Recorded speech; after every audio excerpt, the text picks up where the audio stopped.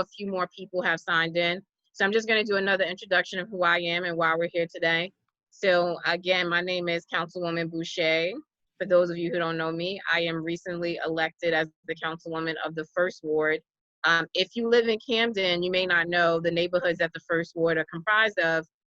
But in Camden, the First Ward covers Cooper Plaza. It covers Lanning Square, Bergen Square, Morgan Village, Waterfront South, and Fairview. And one of the things that I've heard a lot from people in the community is that they want better housing options. You know, they want the neighborhoods clean. People want to know how they can become homeowners. We have a lot of renters in the city. And then a lot of people, because we have so many vacant properties in the city, want to also learn what they can do to purchase some of those homes. And so Angad and I, we decided to work together. He's a current landlord in the city. He's been an investor in the city and he's really successful at it. And he just wanted to really give back to the city and really help us tackle this problem. As the councilwoman of the ward, I'm creating a housing policy, and a part of that housing policy is to make the issues that we're going to try to address with the series that we have a little bit better. And so the way that we thought about addressing it first, before we even get into the legislation, is creating a platform like this for the community to just make sure that you guys have access to a free series that'll just give you information to prepare you. We know sometimes people think about buying homes and it's a really big deal. It's sometimes really scary and there's a lot of steps involved. And a part of those steps is really managing your credit, building a banking relationship, learning about investing, learning about all the terms that come along with buying homes. And a lot of that can really be overwhelming if you're doing it for the very first time, especially if no one else in your family has a home or you don't really know who to reach out to. And so we want to provide you with this series of classes to make it a little bit easier, right? To take some of that edge off. And so this platform is really created not to have any pressure, but just really as informational. It's very informal. We're going to give you a lot of opportunities to ask questions. Ms. Stacey has been doing this for a very long time. She's been working with organizations that go around and really teach people about how to manage their finances and credit. So we thought she would be great to kick off our series. And again, when you're buying a house, one of the first things you have to really think about is your credit. Do you have credit? Are you managing your credit?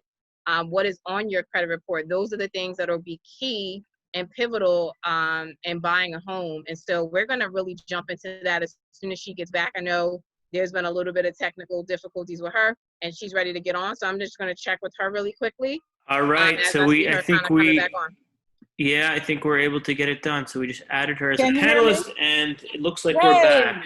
You're back. All right. Before we jump back into Miss Stacey, I'm going to let Angad do another quick introduction. We had a few more people join. So, you know, Angad, if you don't mind kind of telling people who you are and what made you do this, and then we'll get right back into Miss Stacey and then you can jump right in.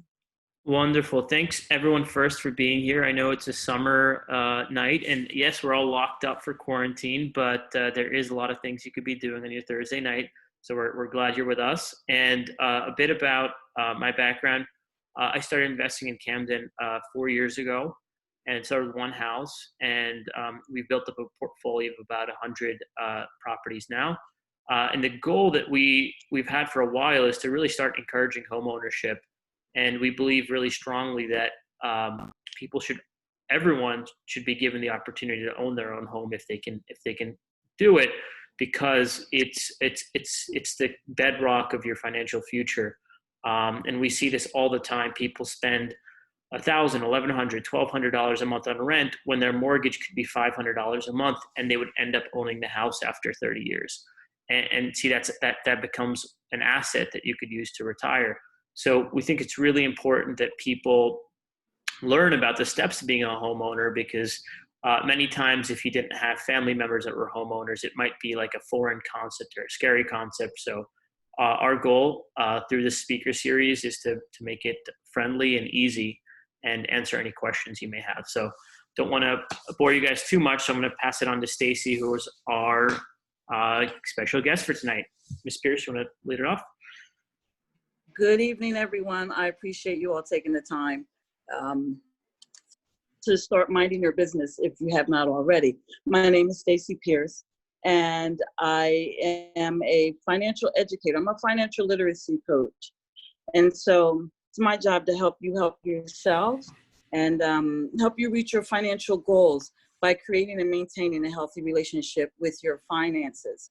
And so salute to you for joining us this evening and taking the first steps to realizing whatever it is your goals and objectives are, and hopefully homeownership being one of those.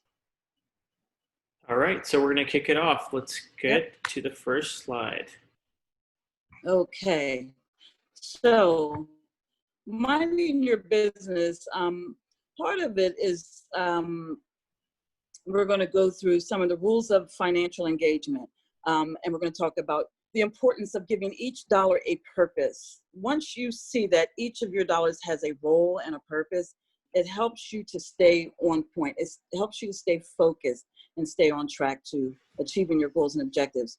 And then we're going to talk about credit, making the world go round, and why it's so important to protect it. And if it needs repairing, to get started, because it's going to really affect your day-to-day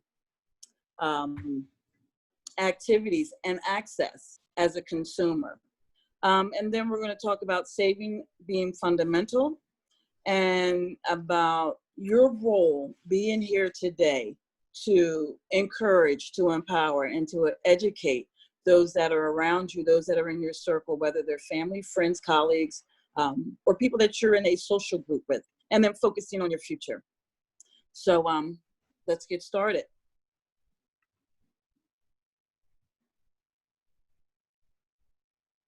So next slide. Sorry. Okay. That's okay. So, and again, I do appreciate you all's patience. And so, as we did have some technical difficulties, so just bear with us as we go through these slides.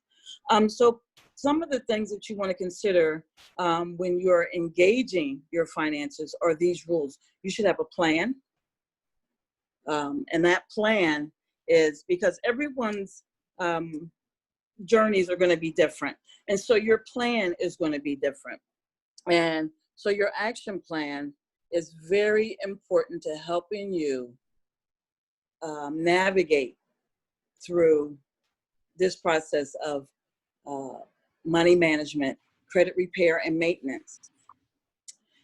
And so planning, and then having a budget. I also like to call your budget your spending plan. And always keep in the back of your mind that this is a living document. This is going to be relative to your current status. And then we're going to talk about savings and investing. So these 4 topics are so important when we're talking about the rules of financial engagement. And next.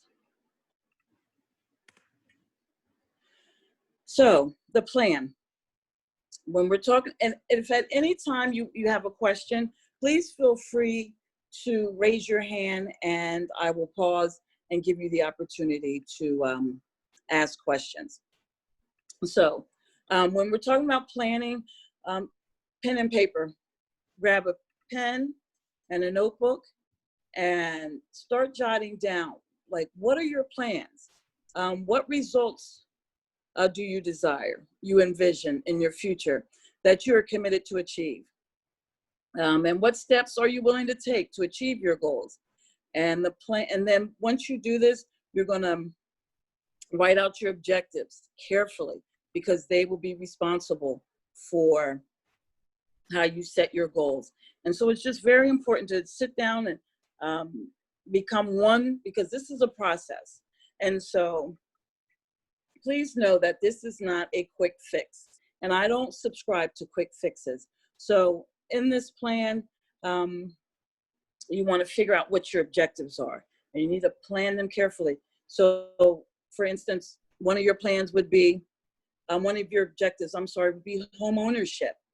And so through that, we're going to talk about how to create the smaller goals that will help you achieve the ultimate objective. Next. So before we start to talk about the budget, I just want to, again, about the plan, we're going to, you need to consider your short and long-term goals.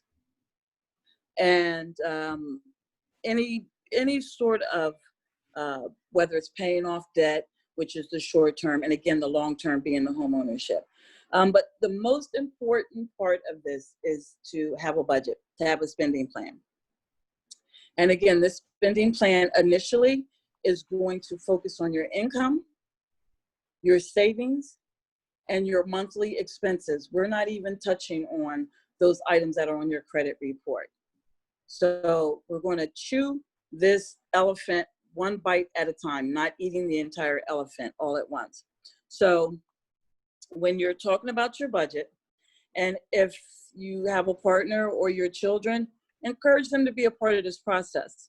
So your budget is the what's of,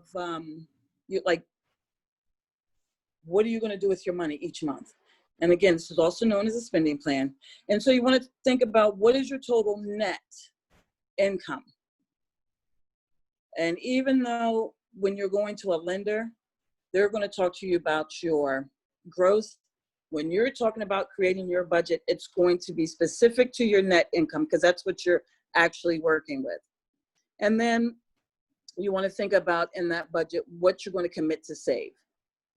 No matter, and it may seem like a small amount, $5, $10 a week, $50 a month, whatever it may be. It's something that you need to commit to.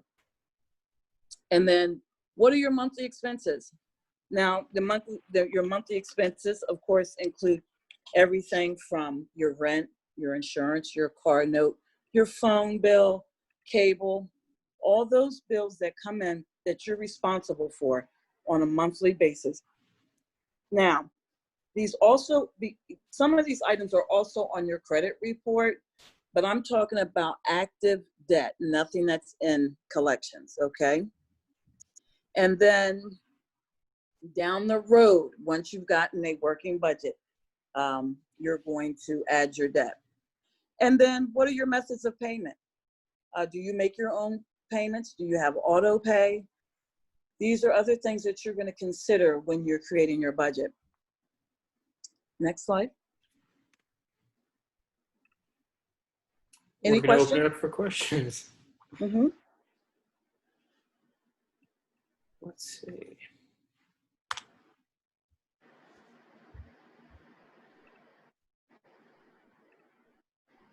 All right. Okay. So Okay. if you have any questions, just put it in the chat or raise your hand, and we'll answer. And if you have to interrupt, don't even worry about it. We'll take care of it. All righty. So when you're talking about your spending plan, the other thing you want to do too, in tandem at the same time, you want to be able to track your spending. So starting from today, for the next 30 days, track your spending. Every time you break a dollar, you need to know where that dollar went. And so when I am working with clients, I always have them do that. And they're surprised at their spending habits, because when you're talking about repairing your credit, it's also about, changing your habits, changing how you normally do things. Because unless you have a 700 credit score, there must be some things that you are doing that could be adjusted, some things that could be modified or done better. Okay, so tracking your spending for 30 days. If you're the person that goes to Wawa every day, if you're that person that, like for me, for instance, Hey, Stacey, we actually just got a question, and should we answer this? Let's answer this live. Okay, let me finish my point though. So Sure. I just want to fit. So if I'm someone that is at Family Dollar every day, and when I started to track my spending, I was able to identify that as a problem and kind of correct it, because $300 a month in Family Dollar is a little crazy, a little, unnecessary. And so I'm happy to report that I'm down to about $150 a month. So that's the purpose of you tracking your spending, because again, that's going to also help you when we're creating your budget. Okay, I'm ready to answer the question. Sure thing. Okay. The question is from Sheila Davis. And what if a person has no credit?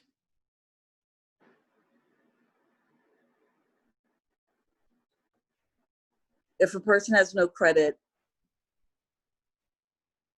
Yeah, were you able to hear that? so if a person doesn't have any credit, there's a few things that they can do.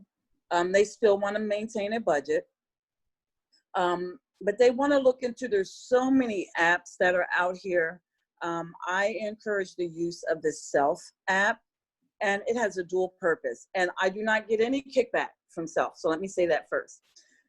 So that's an app that allows you to both save as well as build your credit.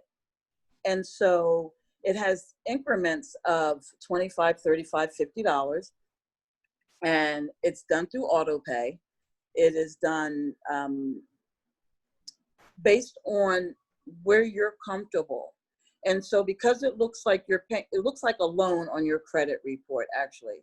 So when you're doing that, so I would say like 30, 60, 90 days out, you should start to see like your credit score increase. But the good thing about it is it's a loan to yourself. So you're actually saving as well. So if you've had any sort of difficulty committing to savings, this is a great way to do it. Another way to start building your credit is to open a secured card with your bank or your credit union. Now, I bank with Wells Fargo, but I have been informed recently that they no longer have the credit repair program, and that they don't offer the secured card. But do your due diligence. So, and reach out to your bank and see if they have the option of the secured card. South Jersey Credit Union in Deptford, not here in Camden, but in Deptford, they do have a credit building program that you want to look into, that you may want to look into, to help you start to build your credit. It takes time. And so those are a couple of ways that you can begin to build your credit. And so I would really encourage someone to start there. And especially if they are under the age of, say, 25, I would definitely encourage them to start there. So I hope that answered your question, Sheila. So we have another question from Erica, and we'll answer this live. Most people have debt. Is there an acceptable amount of debt to have? So debt is relative. Debt is relative to, so there's good debt, and then there's that other debt. And so whatever you are comfortable with and whatever your income allows you to have, what you want to do is you want to be responsible. You want to be able to pay back your debt on time. You want it to be reasonable so that you're not robbing Peter to pay Paul. And as we go through this presentation, we're going to talk about the different types of credit and the debt. So say you have a credit card. Just because they give you $500 as a credit limit or a line of credit, they really only want you to access 30% of that. And so your debt should really be something that you can control, something that, you're able to maintain and make those monthly payments, and that don't cause you stress, because financial stress long-term can actually be, can affect you physically. So again, not all debt is bad debt. You just want to be able to maintain it, something that you control. And again, it is relative. When we're talking about, when we're talking about maintaining your credit, people don't realize that things like your utility bill or your cell phone bill, they don't immediately show up on your credit report unless it goes into collections. But paying those items on time, especially when your objective is homeownership, is so very important. And so 3 is the magic number. I talk to people, and we'll get into the savings accounts later, but I talk to people about having 6 bank accounts. 3 checking accounts, okay? And those checking accounts are for one being the pay via auto times, your cell phone bill, your car insurance. There's an incentive to use auto pay and go paperless. But there's that incentive. So you get a small discount if you go auto pay, and that guarantees that it's going to that item is going to be paid on time. And then you're going to have the checking account where you make your own payments, where you call or you write a check. And believe you me, there's still people writing checks, folks. And then this is the only account that really should have a debit card. And this is for when you're out shopping, you're getting your gas, you're going grocery shopping. That's your other checking account that you should have. So those are the 3. And each account has a different purpose.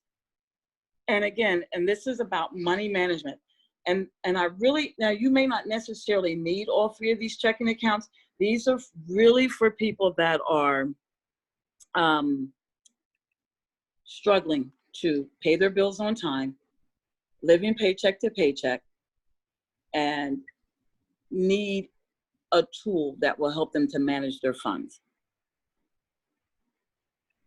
The next slide. Sure.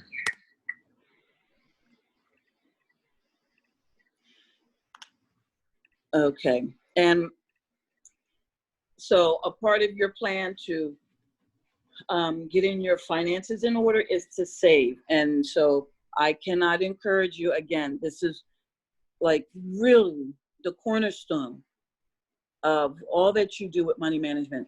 If you can save, and if you can commit to save and not touch it, even though, again, you save for the just in cases. So just in case another, you lose your job or there's an emergency, you have that pot of money set aside. You have that what if money. And so know that this is the most important role, job responsibility of your money. And no matter your matters, there is always room to save, guys. And again, you don't want to let this be a stressful point. Whatever the amount is, whether it's $5 or $10, please make sure that you're saving. I'm seeing questions pop up. Yeah, so I was waiting for your slide. Okay, I'm sorry. So we have a few questions. Okay. Also from Sheila, as a college student, if I have a mortgage, are property taxes and water included in my mortgage? You can have that put into an escrow account. And yes. And as a college student, I guess that really doesn't factor into whether or not your property taxes and your water and sewage are included in your mortgage payment.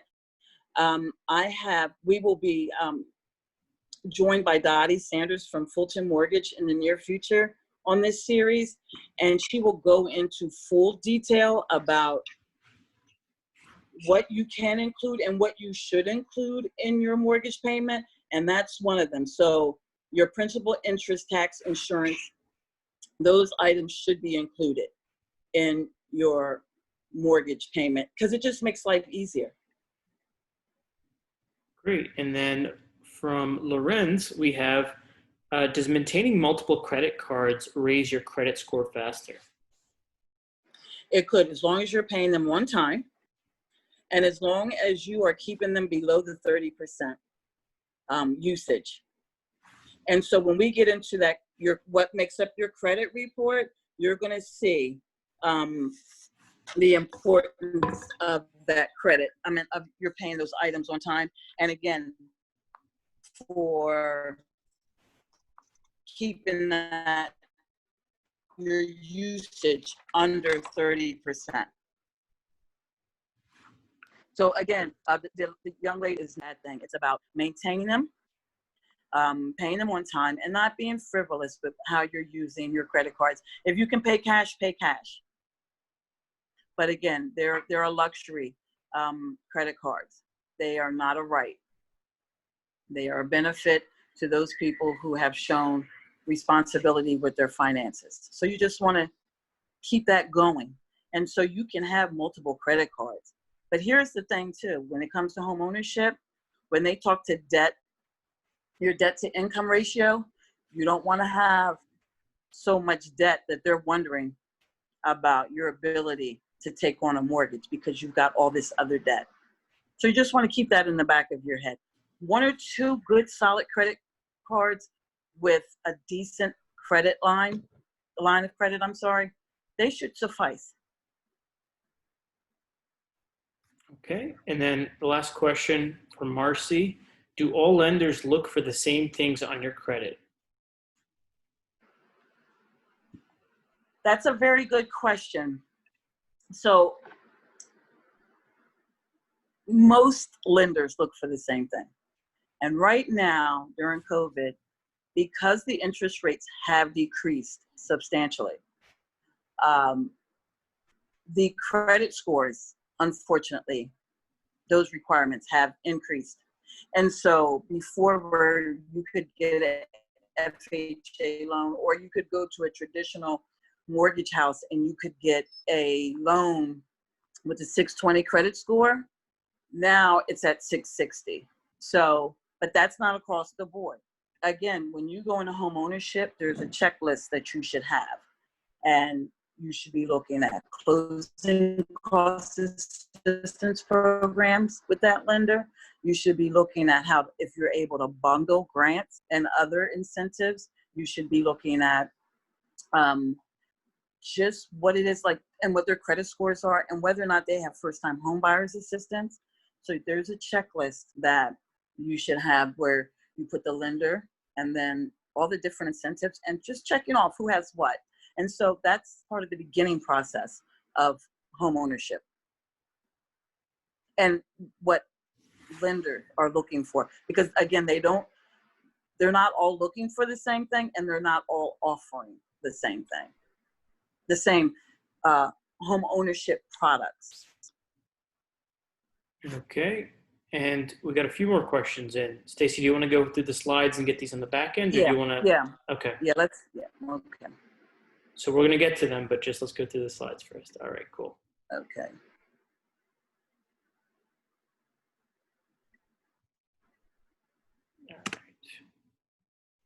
All righty. So investing has, being an investor, there's so many ways to be an investor. And one of the greatest ones that you could ever do for yourself is to invest in home ownership. There's stocks, there's bonds, there's gold, there's silver, but home ownership is great. Purchasing a car is not an investment. It depreciates immediately after the first 2 tires hit the street. So just be mindful of that. And you want to invest like your future depends on it. So home ownership, so investing also builds on your legacy, your financial legacy. And home ownership is a large component of that. So just know that that's a surefire way of investing. And you want to do your due diligence. And everything that you do, guys, even for the information that I'm sharing with you, please research it. You don't want to use one form of info be the end all be all, because that's not safe. You always want to check into 3 different, potentially. When you're investing, you want to look at 3 different investing houses. You want to look at, if you want someone to help you with it, you want to check into 3 professionals. You want to look at their background and see their successes. But you definitely want to do research and you want to ask questions. Okay, you want to look at so there's a difference between a financial well-being coach. There's a difference between a financier and someone who can help you invest. So you just want to make sure that you're asking the questions and make sure that these people have the correct certifications in order to provide you those services as an investor. 401ks, your retirement, stocks, bonds, gold, like I said, and property. These are all means of investing, and you want to make that a part of your objectives. Okay. And then, oh, I'm sorry. Okay, sorry. Okay, and investments have a great potential to develop and ensure generational wealth. And being a investor is not for the weak of heart. You don't have to stay in it forever. So if you go into the stock market, there is that the misinformation that it's for the long haul. It's not necessarily for the long haul, but it's not for a quick jolt to your pocketbook. So you don't want to go into investing in the stock market presuming that you're going to be able to pull out in 6 months. It is a long-term strategy. Alrighty. Okay. So spending with a purpose. And guys, this may not seem like,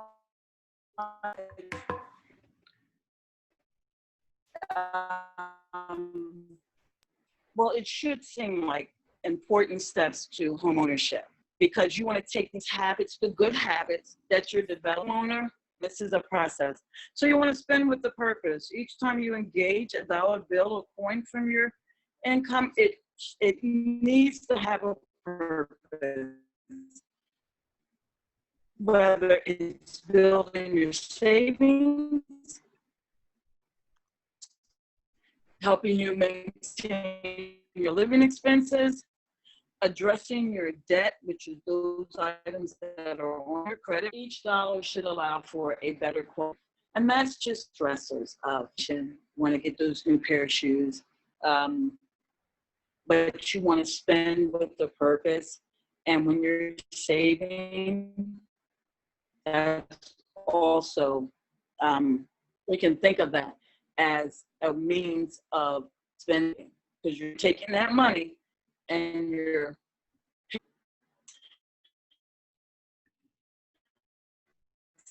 so waste not, want not. So don't waste it. Don't waste your dollars. Each dollar bill should kind of move you forward already. Hey Stacey, I think your video's frozen. Are you seeing that as well? Okay.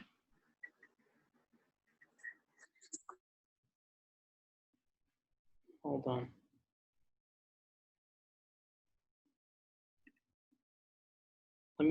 Okay. Let's see if we can get her back.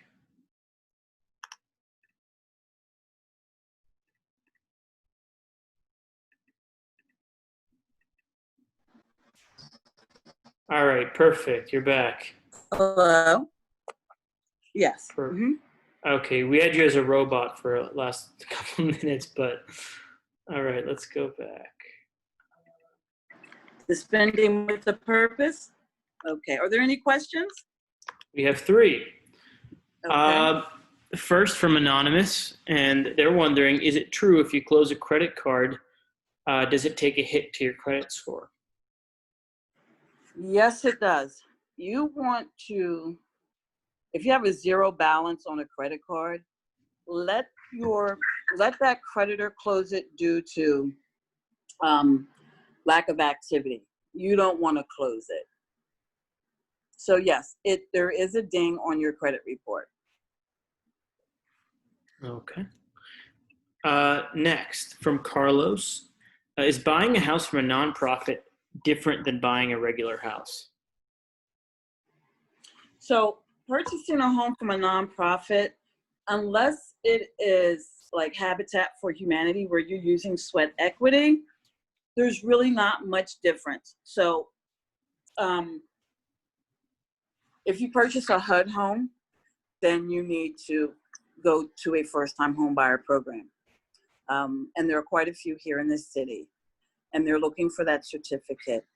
But you also, if you're going to be a first-time home buyer, you need to go through some sort of program in order to take benefit of a banking product for first-time home buyers. But that's generally speaking. But specifically to your question, not really. So I am a product of Parkside, whoop, whoop, and here in Camden. And we have a housing provider, and you still have to get a mortgage. So that the nonprofit has a stock of properties that they have available for sale, but you still have to qualify for a mortgage. And so whether it's conventional FHA, doesn't matter. You still have to, USDA, you still have to apply for that mortgage. Happy to go into that from the real estate perspective. If you can buy from a nonprofit, I highly recommend it for a few reasons. One, because they're not making a profit. So a lot of times the nonprofits will spend $150,000, $130,000 on improving a house, and they'll sell it for a homeowner for $100,000 or $75,000 or $85,000. So right off the bat, you're getting a deal. You're basically getting something at 40% off.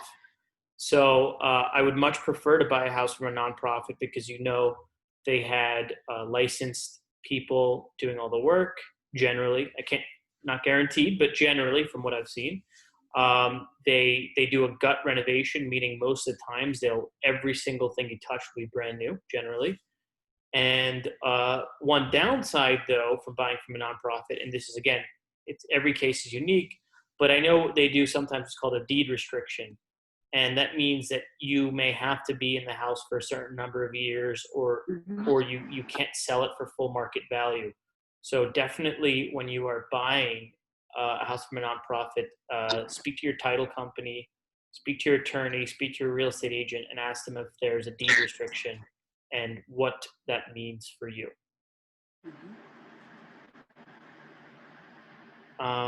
And then, again, from Carlos, can you explain how owning a home is cheaper than renting?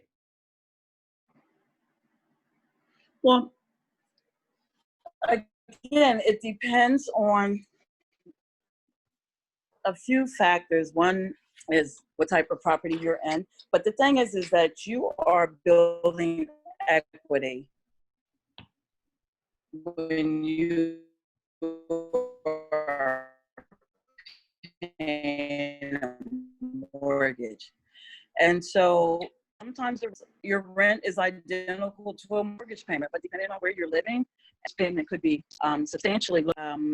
When you sit down with a lender, they're going to let you know what you qualify for. So that's being pre-qualified and based on your debt to income ratio. And when you move into a rental property, they don't really do that. They just, they run your credit, and based on your income, they say, okay, well, essentially they're presuming that you can afford it, right? But a mortgage lender is going to look at your debt, both your monthly expenses and your debt, and they're going to see what you're actually what you actually have the ability to pay. And so it is the rule of thumb that your rent would be more than what you would possibly be paying for a mortgage. But again, it just depends on how much house you get. And again, it's based on your income as well. So I don't like to, because a lot of things come with home ownership. So I don't want to, for some folks, they prefer to rent and they don't mind paying those extra dollars because it takes some of the responsibilities off of their shoulders. So it's really a case-by-case basis, whether or not your rent is going to be greater than your mortgage. The rule of thumb is that the mortgage is going to be less, but that's not always typically the case. So each situation is different. And so I like to speak in generalities because helping people get to the homeownership finish line, I have seen where they, it's really based on each person. And if a lender tells you that they can almost guarantee that you'll be paying less than you do with rent, then that's suspect because that's not always the case. It's really based on your debt to income ratio. And so real quick, as a landlord, one thing is someone that provides rental housing, just so you know, every time you rent, you're basically implicitly paying the costs of owning the rental property. So when you rent from a property management company or a landlord, you're paying our mortgage, you're paying our salaries, you're paying our maintenance, you're paying all of the expenses that we're having. So one of the benefits of home ownership is you keep all of that money in-house for yourself, and that gets rolled into your equity. So even if your rent is sometimes less than your mortgage payment, just keep in mind you're building your own equity versus building equity for someone else. So that's maybe one advantage. And Right. Last question from Erica. Is there a cap on income to buy from a nonprofit? No. Again,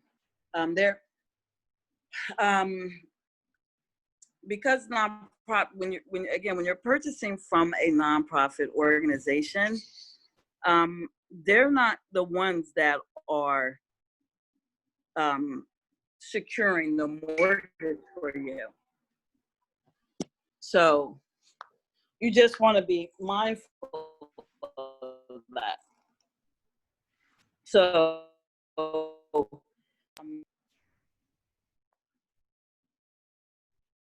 I'm sorry. Just think about that when you are, because they are securing that loan for you. It is the mortgage company. I don't know if you want to expand on that. Sure.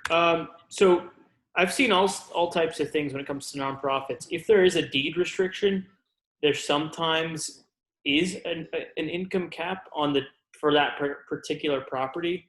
I've seen that before, but again, it's really, really, really case by case. And as Stacey said, your nonprofit is not your lender, so they're two different.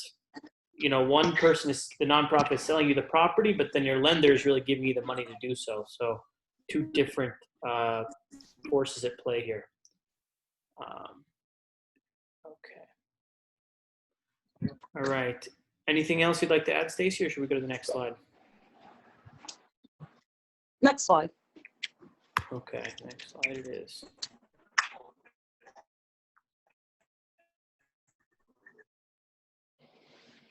Alrighty. So, and it really does. And people are starting to see that your credit could affect your job opportunities, your insurance premiums. And so you have to know that that's a picture of you. So your credit is truly a reflection of the financial you. And your credit score deserves your attention and respect. And once you learn to respect what's in your wallet and your credit, you'll be a much more savvy consumer. Can we go back to the last slide? Your credit should not be shared. I know that, family members, sometimes you co-sign. Please, if at all possible, I would steer away from that. And you need to really know and understand your credit score and what makes up your credit score. And you want to check in on it regularly. Right now, during COVID, you are allowed to gain access to freecreditreport.com. Your credit report more often than normal than once a year. And so I would encourage you to reach out to them monthly. Now, the difference between that report and the report that you may get on an app or from your bank is that it does not include your credit score. It's showing you your activity and those items that are on your credit report. So again, it's going to show whether or not you're in good standing, whether or not the item is in collections, but it's not going to actually give you your credit, your FICO score. So you just want to be mindful of that. Okay. Mm-hmm. And we have another question. Do you want to go another slide or should we do it now? Yeah, I think we should go another slide because we're just as far as time is concerned. So what's in your score? So your payment history, the types of credit that you may have, new credit, the length of your credit history, and the balances that you owe. These are the 5 items that make up your credit score. And so most importantly, your payment history, which makes up 35% of your credit score, it identifies if you have paid past credit accounts on time. It includes your payment history, any public records and collection items, and details. It's really goes into detail on your payment, how you make your payments if they've been late. So that's why it's so important, guys. You need to be paying your bills on time for at least a year. A lot of lenders are looking at you're paying your bills on time. That is so important. The amounts that are owed, that's the next greatest amount. That's 30%. And so it's looking at how much you owe overall, whether it's your installment loans, your credit cards. So those, how much the balance is. So usage. So that's where that 30%, using only 30% of your credit line, that's where that comes into play. And then how many accounts have balances? Again, when you're looking at home ownership, they want to see like what your debt to your income looks like. And then whether there's a balance on certain type of accounts, that's also important, and how much of the credit line is being used on credit cards and other revolving credit accounts. And then the length of the credit history. So if you have a student loan, and we know that we can defer those into perpetuity. Other lines of credit you can't, and it's really important that they're not really important, but the importance of how long your credit accounts have been opened factors into the 15% of your credit score, the length of your credit history. They look at how old your credit accounts are, the average age of all of your accounts, and so and how long specific credit accounts have been opened. So you just, again, want to be mindful of that. 10% of your credit score is based on new credit. So how many accounts are new? I know people that get have a decent credit score and they're looking to purchase a home, and because that credit score is increasing, they make a major purchase like a car. That kind of takes you out of the running for a little while. So you just want to be mindful of that. Because with new credit comes what? Inquiries, right? And inquiries, even though they're not a major ding, there's still a ding on your credit. So you want to be mindful of those. And then the types of credit in use. So again, that's 10%. And they're looking at the credit accounts you have and how many. And how many is too many varies. And that, again, and that was to Lorenz's question. It's really based on your income. So if you have 5 or 6 credit cards and you make a decent income and you have the ability to pay them on time, keep the usage under 30%, it's not a big deal. Okay. Next slide. Yes. So what's in a number? Again, I talked to you guys earlier, those that are on the presentation, about a credit score right now when you're trying to apply for a mortgage. It has increased, so by 40 points on the average. So where before 620 was great to get you in the door, get you talking to a lender, now it's about 646, between 640 and 680. But and your credit scores, they range from anywhere from 300 to 850. And believe you me, even at a 300 credit score, I have worked with clients and we have moved that needle over that 400 within a year. It takes a lot of work. And if you have a credit score between 300 and 500, it took you a minute to get there, guys. Listen, stay the course. I guarantee you, if you stay the course, it can happen. You just have to be focused and disciplined. 850 is what we all aspire to. So 300 is poor. You're a very high-risk consumer. Except for a secured card, your options are pretty limited except for you to pay down your debt and pay off those items that are in collections. 850 obviously is perfect. And you're the in-demand customer. Your credit score can impact, again, like I said, where you live, work, your insurance, and actually banking. Sometimes you can't open up a bank account with a low credit score. And then your credit score also drives your sense of pride. You have a low credit score, you don't talk about your credit score. You have a nice credit score, you like to boast about it. And that's great because you worked hard, and so salute to you. If you have a 700 plus credit score, that's great. That's you're part of a very exclusive club. And your credit is the greatest enabler. The greater it is, the more you're able to do. Next. So again, you want to engage that credit report. You want to keep an eye on it. There's all kind of apps. Again, not sharing all my information, but I always like to make these talks relative. But so I bank with Wells Fargo, and I get an alert every 30 days of what my credit score is. Do I check it regularly? I know some financial coaches, people that are in my field, check their credit scores every day. I have so many alerts that if someone was to attempt to access my social security number or my credit, I would be alerted. So I do it every 30 days. And especially if you're attempting to build your credit, sometimes not seeing the movement that you anticipate, it can be a Debbie Downer. And so I don't encourage that. Looking at it every day or every week. While you're rebuilding or building your credit, 30 days, every 30 days is sufficient. And you want to make sure you review that credit report from addresses, the name, the spelling of your name, the social security number, the addresses. You want to make sure that all that debt is your debt. That's the only time that you should be disputing debt, okay? And then you want to stop the inquiries. There are nonprofit organizations such as Operation Hope that can do your credit report pulls. They do soft pulls, and they do not have an impact on your credit score.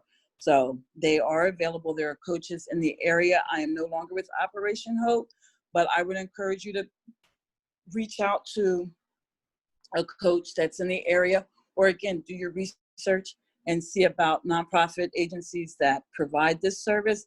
And again, they can do a soft pull that does not have an impact on your credit as an inquiry. And I always talk to people about knocking off the oldest and the smallest items, because you take care of those smallest items, you're going to see movement. You're going to see that needle move. And that's going to encourage you to continue to stay focused and stay the course. Auto pay. If you have items that are in collections, putting them on auto pay is going to have a positive impact on your credit score. For a lender to be guaranteed access to your bank account just reassures them, makes them sleep well at night, and lets them know that that bill is going to be paid on time. And that's why there's that positive impact on your credit score. And you want to reach out to all your creditors and make reasonable and feasible arrangements. If you're not in a position to address the items on your credit report that are in collections, do not go into an arrangement, because defaulting on an arrangement has a negative impact on your credit. Track your spending, stick to a budget, 30, 60, 90 days, revisit your credit report and look at the items that you can reasonably address, okay? Next. Okay. And so this is where we go back to your spending plan, to your budget. Once you have tracked your spending for 30 days, found some extra money to put into savings, found some extra money to address some debt, you want to add those payments to your spending plan, to your budget, which again, initially was just your living expenses. Now you're going to add those payments that are going to be addressed debt. Okay. And you want to pay everything and everyone on Chintz is key, guys. It took you a minute to get into this situation. And even if your credit is not all bad, still be patient, and stay the course. You want to research credit, building bank products or smartphone apps or just apps in general. And remember that this is a process, and with commitment and a positive change, that a positive change will come. I want you to also make sure that you're journaling your journey. That's really important. I believe in pen and paper, and just getting a big, thick, 3-hole binder, and journal this. And you want to make sure that you're also surrounding yourself during this process. Surround yourself with like-minded people. And someone shared this with me, and first I didn't understand it, but then I thought about it, because you use people as a resource. You want to surround yourself with people that are smarter than you, because you don't know all things, and nor should you profess to know all things. But to have people around you that can encourage you, that can enlighten you, that's really important. Next. Any questions? We have a few. Okay. First is from Lisa, and she asks, should you begin establishing banking relationships with potential lenders linking to credit score prior to your house hunting? That is a great question. So you can always establish a bank account with banks in your community. I always encourage people to look at their credit unions. Here's the thing, not all retail banks have a mortgage arm. And if they do, you also want to look at their history. And in the times that we're in now, there has been a history of banks not being user-friendly with people of color, people living and having certain zip codes. And so you do want to establish a relationship with your bank. But that doesn't mean that you need to utilize them for a mortgage. They need to be a part of your list of potential lenders. This is part of you doing your due diligence. And you don't necessarily have to have an account with a potential mortgage lender. So, but if you want to, I would encourage you to research their history, because believe me, they're going to research your history. So research their history, see the benefits, the good, the bad, the ugly, and follow your gut. But just know that it's not necessary to open up an account in order to benefit from their mortgage lending products. And Next question. we got one from Anonymous. You mentioned first-time homebuyer grant. What does that grant pay for? So a lot of the first-time homebuyer grants, they help you with your closing costs, and so your upfront monies. And I have to say that we'll have there's going to be a part of this series is going to have lenders to come on and speak to you. But savings is really important. And so they like to see, so when a lender is going to give you first-time home buyer money, part of that is not only your credit score, but what do you have to bring to the table. And so, but that closing cost assistance is based a little bit on that as well as your income. But there's first-time home buyer money, that's over there. Then there's closing costs, that's there. And so it just depends on what that lender, what they're offering, that upfront money. And then your county and your municipality, they each have products too for first-time home buyers. So you want to reach out to them, and depending on where you want to live, they may also have requirements that you attend a first-time homebuyer program in order to receive their funds. So, and then you have to weigh your options, because if you get county money, you may not be able to bundle that with the money from the municipality that you're looking to move into. Your income may knock you out of the box for some first-time home buyer assistance. But again, that's doing that checklist that I spoke about earlier. And actually, just to give some experience, we just did a deal. We sold a property to a first-time home buyer, and they got a grant. And keep in mind, this is a house in East Camden. They got a grant, a first-time home buyer grant. I think it was $15,000 or $20,000 from the Federal Home Loan Bank of Atlanta. So I was shocked. I didn't even know how that was possible. So I spoke to the lender, and their explanation was apparently there's different associations and government organizations around the country that have money to give out. And if your zip code meets their requirements, even though they're maybe from Atlanta, from anywhere in the country, that you can still qualify for that first-time homebuyer program. And in that buyer's case, they were put in that program by their mortgage lender. So, yes, Stacey, you want to continue?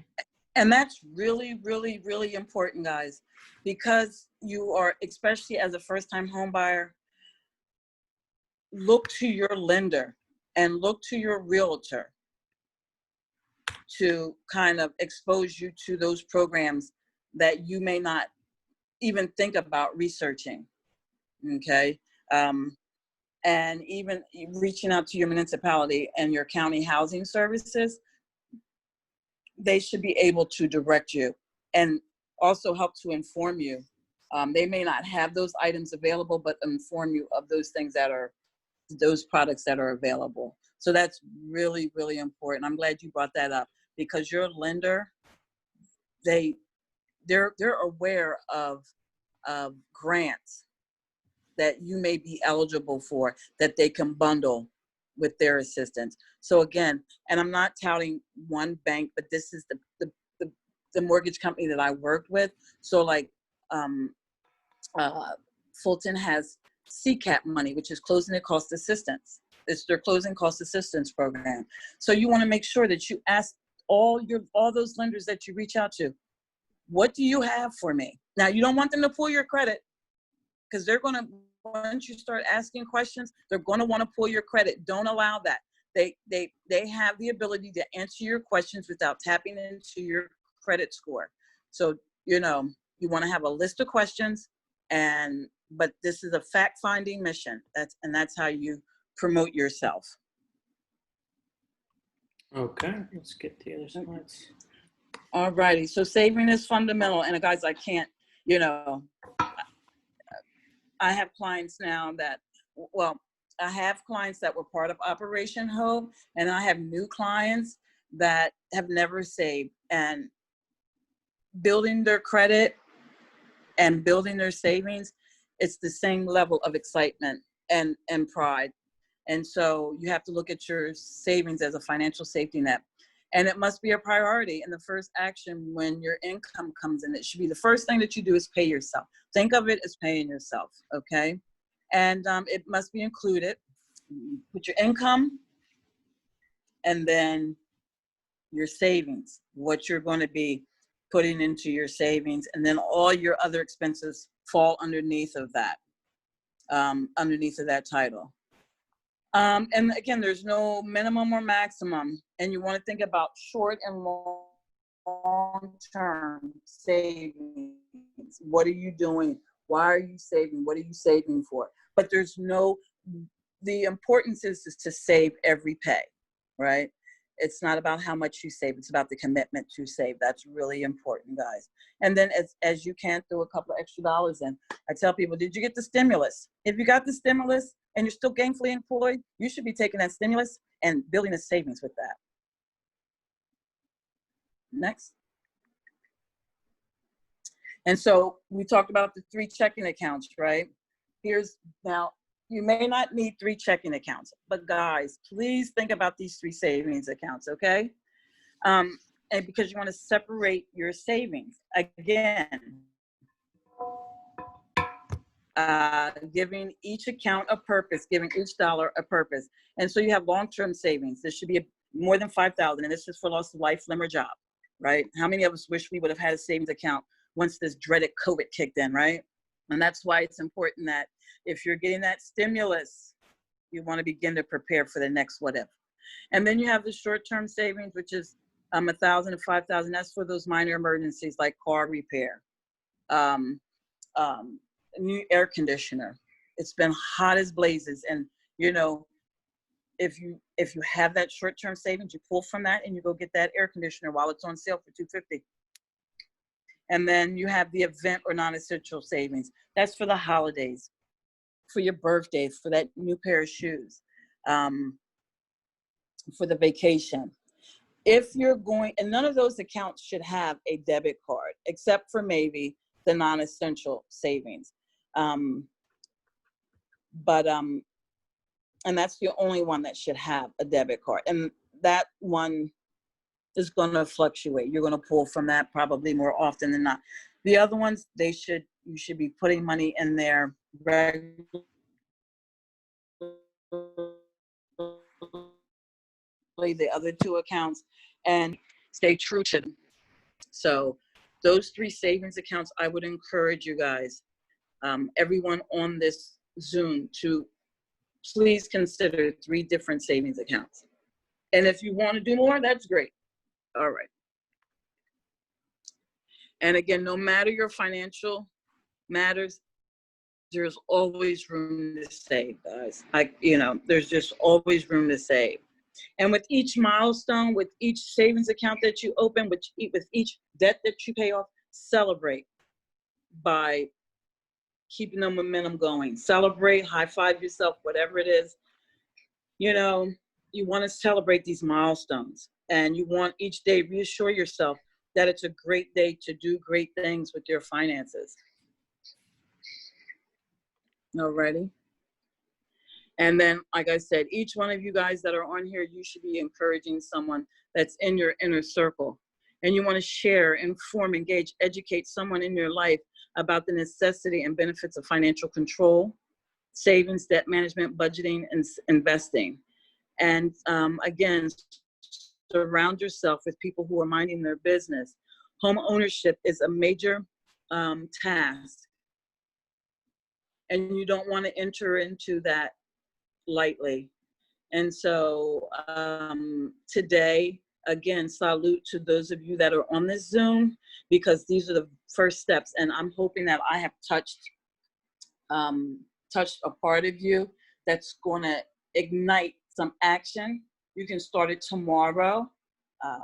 Do something different tomorrow with your finances. And if homeownership, because I appreciate being invited to this, because homeownership is so important. It is key to building a legacy. It is key to building our communities. Camden is full of rental properties, not enough homeowners. And I would love to see that, because your homeownership dollars, those taxes that you pay, dictate what happens with your roads, your schools, your civil servants. So your homeownership, it not only impacts you, it impacts your community. But I'm telling you, the sense of pride that homeownership allows you to have, it's like nothing else, guys. So are there any more questions? Looks like we're good for now, but everyone, we have about 10 minutes left. So if you do have any questions, please do ask. And I'm available via my email at Stacey, Stacey, the number 5, Pierce, Pierce, at iCloud, which is here. For your individual questions, comments, or concerns. And I always appreciate the ability to help people help themselves. I'm a local girl trying to make people in my community better. And so I'm hoping that today, again, this information has been beneficial. And I hope to be a part of you turning that key into your new home. So I'm going to throw your Stacey's email in the chat so everyone can copy and paste it easily. Okay. And I do have materials. So I do have books. We weren't able to scan the documents, but if you share your later on your mailing address, we will make sure that those items get mailed to you within 7 days. And these are just books that allow you to journal. These are books that are going to ask you questions. And one book is Building Your Savings, Start with Small Goals, Want Credit to Work for You, and then Behind on Bills, Start with One Step. So these are books that allow you to journal your process. And I would encourage you to forward your mailing address so that these documents, these booklets could be mailed to you. I believe that they're going to help you stay the course and also answer some questions, and they're thought-provoking as well. Great. We just got another question. I think this one is directed to me. Okay. What programs do I have to promote homeownership? Any rent-to-own programs? Unfortunately, rent-to-own is very legally challenged in New Jersey, and it just got even more challenging. And the reason for that is when you do a rent-to-own, you as the landlord basically become the lender for your tenants, and there's a lot of regulations about lending.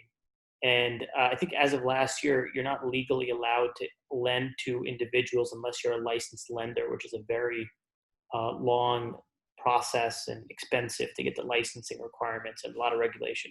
So unfortunately, we don't have a rent-to-own program, but how can we help? So that is the point of the series. So we're hoping that through education, you will be able to learn how to become a homeowner. And our goal is to eventually sell our single family portfolio, meaning all the houses that we have, to homeowners. So if you are interested, feel free to reach out to me directly. My email is ag@cooperacq. I'll put it in the email. And as long as you follow the steps, we're more than happy to sell you one of our houses so you can make it your own. I'm going to put my email in the chat.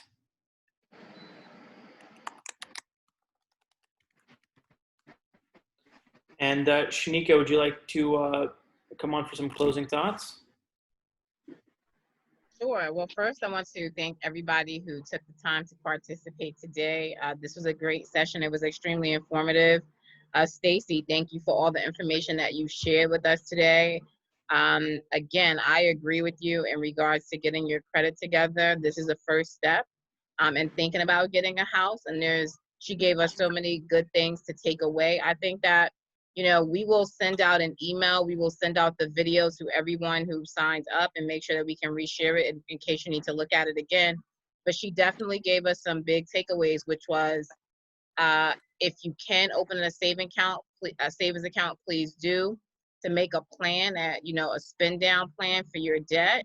She basically told you to take it one day at a time. And then there was a really good suggestion from On Guard about working with local nonprofits. And as we build out this series, we will have some of our local community development corporations who have rehab houses within the community and connect you to those resources, because a lot of them are selling houses and doing great work in rehabbing and rebuilding our community. And we want to make sure you know about all those organizations that existed in Camden, who's really been behind the resurgence of building up our middle class and homeownership. So again, this is just week one, and we have a few more weeks to go where every single week we would build on what you're learning.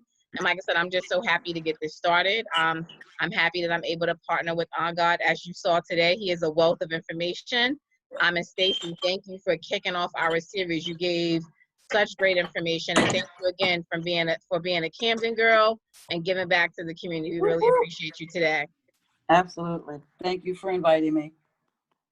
Thank you so much, Stacey, for being our first guest, and we really, really, really do appreciate it, and I'm sure everyone that was on does as well.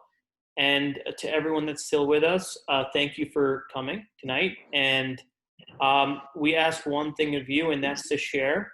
And Stacey, I believe, had the same ask. We want you to tell as many people as you can in the community to about home ownership, what you learned today, and even better if you can come to the rest of our speaker series or engage with our guests. Our goal is to help you. So any way that we can, just let us know and get the word out. We're going to be launching the link for the next webinar, which is next week, same time, 7 o'clock.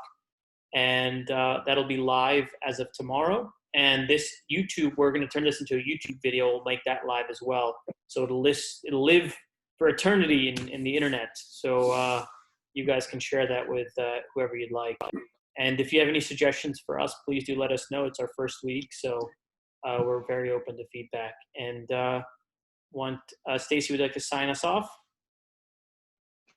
Oh, absolutely. Again, I salute to all those people that came and logged on tonight. Very important. It shows your focus. It shows the importance of potentially what homeownership is to you. And I look forward to working with you both. And again, I appreciate the opportunity, and no question should go unanswered through this process.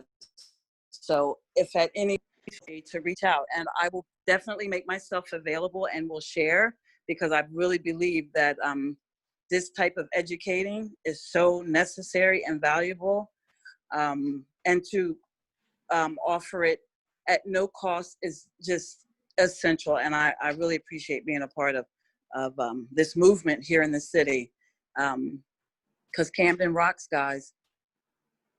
Thank you, Stacey. I see a hand up from Kim. Kim, you have a question for us? Let's Kim allow her Flowers. talk. So You have her on mute. You have to unmute her. Yeah, we're asking to unmute. Kim, you still with us? All right, we'll give it another few seconds. There she is. She's unmuted. Hi, I'm finally unmuted. Sorry about that. I just wanted to say that this was a wonderful kickoff for the series, and a lot of the information that was provided by Stacey and the other panelists was very, very beneficial. It's good to hear it's going to be available on YouTube as well. And I look forward to the additional series coming, the additional series that you all will be partaking in. Well, thanks for that, Kim. We really appreciate the feedback. Mm-hmm. My pleasure. Thank you. Thank you. All right, I appreciate it. Everyone, hope you all have a great night, and we'll see you here next week. Bye now. Same time. Good So night. long. Thanks again, Stacey. Really appreciate it. No worries. Good night.